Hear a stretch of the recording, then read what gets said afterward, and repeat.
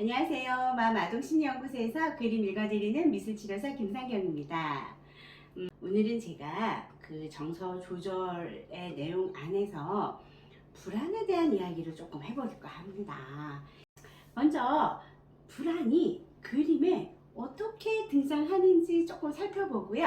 그리고 불안을 극복하는 조절에 대한 이야기를 나눠보도록 할게요. 그림 먼저 보겠습니다. 이 그림에서는요, 제가 어떤 부분을 조금 중점적으로 봐주세요 라고 이야기를 하고 싶은 거냐면 강박 행동이 추론되는 그림이었어요. 강박 행동을 어디서 찾아올 수 있는지 조금 설명을 드리면 강그림, 밭그림, 짓그림에서 강박 행동을 가져올 수 있었습니다. 우선 강부터 볼게요. 강이에요. 강가를 이 돌, 바위 이런 것들이 테두리처럼 둘러싸고 있습니다. 그래서 이 강물은 그 돌 테두리에 의해서 바깥으로 나가지는 않을 것 같아요. 그죠? 그 다음에 오른쪽 상단에 저 황토색이 밭인데요. 밭 역시나 돌로 이렇게 테두리를 하려고 하다가 산과 집이 있어서 산과 집이 있는 곳은 포기하고 옆에 자갈돌을 밭에다가 또 표현을 해주었어요. 그래서 여기까지가 내 밭입니다 라고 하는 걸 저 돌로 구부를 지었고요. 자, 그 다음에 집 그림을 한번 보겠습니다. 빨간 지붕에 노란 집인데 그 집에 울타리가 있고 울타리 안에 사람과 강아지가 같이 있네요. 그래서 집도 울타리를 그려서 여기가 우리 집이에요 하고 경계선을 만들어 주었어요.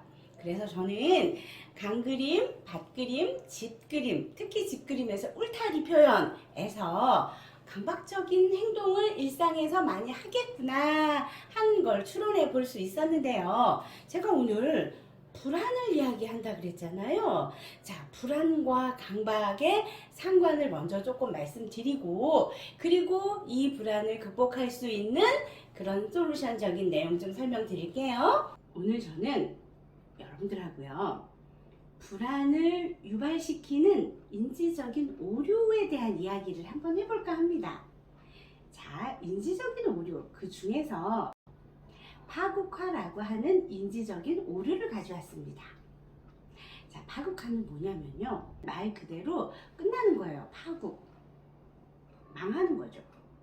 자, 그런데 우리가 일상에서요, 이 파국화라고 하는 인지적인 오류를 범해요. 예를 하나 들어드릴게요. 내가 작업을 하다가 살짝 손을 칼로 베었어요. 우리 그럴 수 있잖아요. 그런 일 많이 경험하잖아요. 그죠? 살짝, 아주 살짝. 그런데 이 파국화를 일상에서 가져다가 쓰는 불안이 높은 사람들은 그 작은 상처에 어떤 소설을 쓰냐면, 지금 이 상처에 어찌어찌 칼에 의한 파상풍균이 들어가서 이 균이 내 몸에 전신에 퍼져서, 그래서 파상풍균에 의한 어떤 질병을 얻어서 결국은 내가 뭐 장애가 되든지 아니면 돌이킬 수 없는 병에 걸려서 죽을 수도 있네를 생각한다는 거예요. 손가락 하나 비었는데 죽을 수도 있네. 너무 비약이죠. 파국화가 이런 거예요. 지금 내가 경험하고 있는 이 작은 에피소드가 이게 원인이 돼서 나중에 돌이킬 수 없는 엄청난 결과를 초래할 수도 있네를 생각하면 지금 난 뭐 해야 돼요? 이런 원인이 생겨나지 않도록 사전에 대비하고 준비해야 되는 거예요. 그래서 조심하고 삼가하고 대비하고 하는 그런 행동을 하게 되는데, 자, 그런 행동이 일상에서 지나치게 일어나면 그게 강박적인 행동으로 나타납니다. 그래서 불안과 강박은 뗄래야 뗄 수 없는 관계예요. 불안 때문에 강박 행동을 하고요. 강박 행동을 하면 이 불안이 좀 내려가는 경험을 하면서 강박 행동에 더 집착하게 되고, 나중엔 이 강박 행동이 나타나지 않으면 불안이 올라가고, 그래서 불안을 통제하는 방법으로 강박을 썼는데, 강박 행동이 불안을 야기시키는 그런 어떤 악순환이 만들어지는 게 불안과 강박의 차이인데요. 그 강박 행동을 하게끔 하는 게 인지적인 오류 중에서 파국화라고 하는 인지적인 오류 생각, 파국화라는 생각 때문에 강박 행동을 가져오는 거라고 말씀드립니다. 불안한 생각이 들어서 그 불안을 낮추기 위해서 내가 뭔가 대책을 강구하는 건 너무 지극히 당연한 건데요. 이 당연함이 이제 과해진다는 건 그 불안과 그 강박 행동 때문에 일상의 생활에 지장이 주면 이제 과해지는 거거든요. 과해지면 그러면 이제 일상에 지장을 받기 때문에 어려움을 호소하게 되고, 그래서 이제 불안이나 강박을 낮추는 그런 노력을 해야 되는데요. 어떻게 낮출까요? 자, 생각이 파국이 아니면 강박 행동까지는 끌어오지 않아도 되는 거예요. 그래서 저는 불안을 낮추는 어떤 치료적인 개입을 할 때 긍정 경험을 떠올리게 많이 가져옵니다. 긍정 경험을 많이 가져와요. 우리는 손을 벤다거나 어디 부딪혀서 멍이 든다거나 그런 거 일상에서 비일비재하게 경험하거든요. 그리고 그 비일비재하게 경험했던 그 일상들이 별일 없이 지나왔어요. 별일 없이 지나왔기 때문에 우리 지금의 여기에 내가 있는 거잖아요. 아무 문제 없이 지나왔고요. 사실 우리는 아무 문제 없었던 날들의 연속으로 지금 여기에 있거든요. 자, 저는 치료자 입장에서, 상담자 입장에서 내가 경험했던 긍정 경험을 모아보세요 라고 하는 것들을 상담하면서 많이 이야기하게 되고, 그런 것들을 그림으로, 작품으로 표현하게 하거든요. 그래서 별일 없었지, 그렇게 넘어갔었지, 그렇게 지금 내가 여기까지 왔지, 그런 생각들이 내가 근거 없이 찾아오는 파국화에 대한 생각, 파국에 대한 생각을 누를 수 있습니다.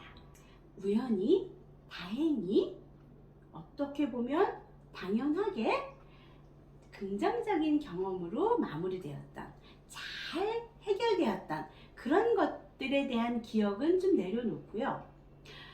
내 의도하고는 상관없이 안 좋은 결과를 초래했었던 경험들을 꽉 붙잡고 있으면 이제 나는 사고가 파국적인 사고를 하는 사람으로 바뀔 수 있습니다. 그래서 우리는 일상에서 긍정 경험을 나의 경험으로 쌓아놓고요. 그 긍정 경험을 가끔씩 똑똑 두들겨서 내가 방문해 보는 거예요.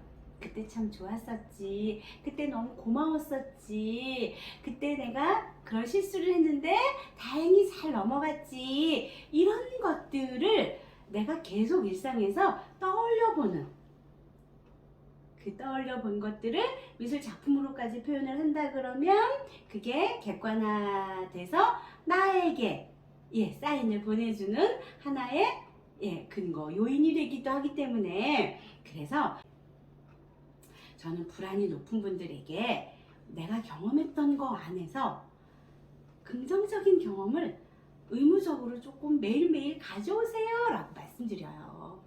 그러면 파국에 대한 생각이 낮아질 수 있습니다. 어차피 내 생각에서 그렇게 한 거거든요.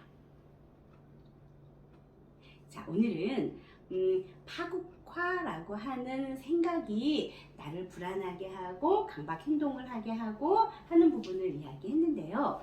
내일은요, 그 생각이 인간관계에는 또 어떤 영향을 미치는지를 좀 얘기해 볼게요. 내일 다시 만날게요.